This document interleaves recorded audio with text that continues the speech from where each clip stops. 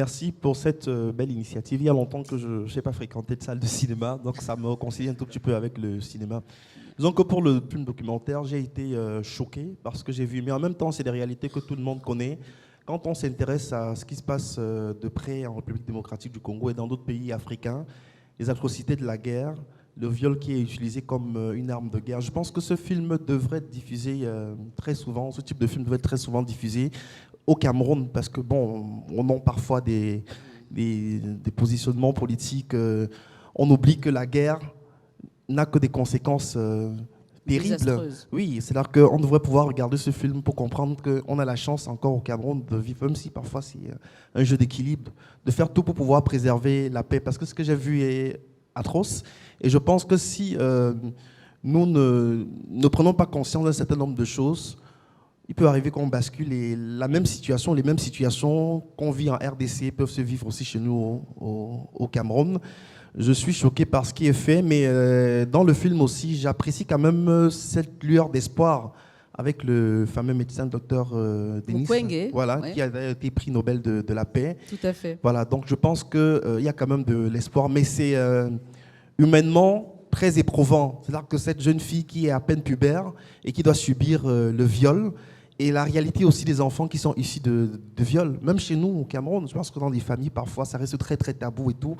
Et comme on l'a dit dans le film documentaire, c'est de véritables bombes à retardement. Donc vraiment, moi, ce que j'aimerais dire à ceux qui sont déplacés, pour venir regarder, c'est que vraiment, que ça puisse nous parler et que, au-delà de nos divergences politiques, que nous puissions vraiment faire attention pour préserver la paix. Parce que franchement, basculer comme en RDC, hein, on se pose la question de savoir si nous sommes encore des êtres humains et tout. Violer une grand-mère de 80 ans, c'est quand même horrible. Atroce. Un enfant qui a à peine 2 ans, moi, ma fille, elle n'a pas encore 1 an. Moi, j'ai vu ma fille et j'imagine que si la même chose m'arrive, je ne sais pas si je ne vais pas me donner la mort. Je veux dire que faisons tout pour préserver la paix. C'est ce que je voulais dire par rapport à ça. Merci. Merci beaucoup, Éric Christian. C'est vrai que c'est atroce, c'est affreux.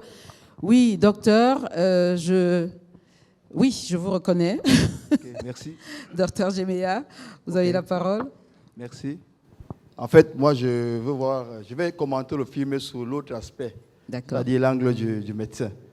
Et en fait, il faut savoir que c'est un film qui a un enseignement important pour nous, parce que vous savez, ce qui tue notre société, c'est le mensonge.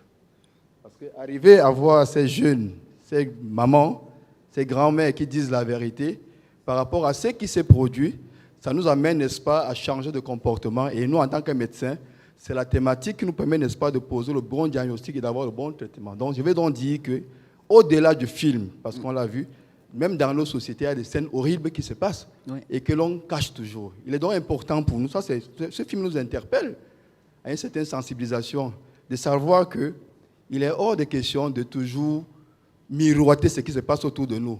Ayons le courage de dénoncer, de dire ce qui ne va pas. Ça nous permet, n'est-ce pas, de changer notre société. Ne voyons pas ça sous l'angle de la guerre, parce que nous sommes maintenant pendant la période de guerre, mais voyons ça sous l'angle où notre société a besoin d'être enseignée. Et cela va passer par la vérité, l'expression humaine. Il faut que nous soyons ouverts. Ça nous permet, n'est-ce pas, de changer beaucoup de comportements dans notre société. Ok, merci. Merci beaucoup, docteur. Oui, tout à fait. Je pense qu'il faut se raconter. Il faut même avoir le courage de dire la vérité. C'est vrai que ce n'est pas facile, hein, mais il faut la dire pour pouvoir avancer. Merci, docteur. Tout à l'heure, oui, Éric Christian parlait du docteur Mukwege. Il y a eu tout un documentaire sur lui. Je crois que le travail que vous faites, les médecins, au quotidien, reconstruire la société. Celui-là, on disait, c'était l'homme qui sauvait les femmes. C'était le titre du film. Parce sa mission, c'était de sauver ces femmes qui ont été détruites. Et je pense que vous, au quotidien, c'est la période du Covid, hein, vous le faites. En temps de crise, les médecins, le corps médical et beaucoup d'autres personnes aussi, hein, se battent pour pouvoir aider les gens à se reconstruire. Et je crois que c'est aussi l'occasion de rendre hommage au corps médical. Tout le temps, on se plaint du corps médical, mais les gens ne réalisent pas, comme d'autres corps aussi, qu'au départ, vous êtes là pour sauver des vies. Et je crois qu'il faut vous remercier pour ça également. Avant de te repasser la parole, je vais passer la parole à monsieur Niba Polycab qui est là, et puis à la dame, et puis je reviendrai vers toi. J'ai été très choqué par les affres de la guerre que nous avons vues dans le film. C'est vraiment un coup de semence pour nous tous au Cameroun. Et mon frère, qui a été le premier intervenant, je pense qu'il a parlé pour tout le monde. Nous avons beaucoup de leçons à prendre de ce film. It's really a wake-up call for all of us. We've seen the effects of violence and war, and all I want to say after watching this film is that we should all bear in mind all the time that we are children of from the same family, more or less, whether we are from the Northwest or from the North or from Zaire or from Rwanda. We are all members of one family, and we should try to respect one another and live that philosophy of love, you know, with one another, whether it's in our families or at the level of government, to avoid what we've seen in that film. It can happen in Cameroon. It could have happened in Cameroon, and we know what's happening in Cameroon right now. So I just wanted to say that that film is so shocking, but it's a lesson for all of us. Thank you.